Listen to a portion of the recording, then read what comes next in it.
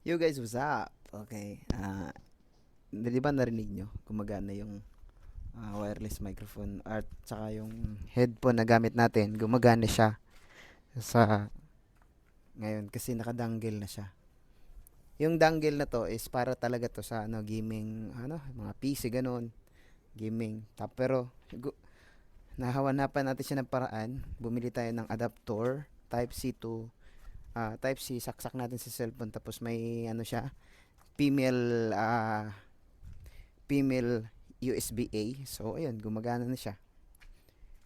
Tapos, ito na yun, ginagamit natin sa pagbibideo. 'Di ba? Narinig nyo yung boses ko, nare-record din siya. Nadidetect din siya. Tapos, dito siya nanggagaling sa mic na to. Tapos, syempre, pag nakakonect siya dito sa mic na to, naka-on yung nito. May, siya, ang tawag dito, may noise cancellation siya. So, maganda na rin siya. So, yun. Yun lang. Share ko lang.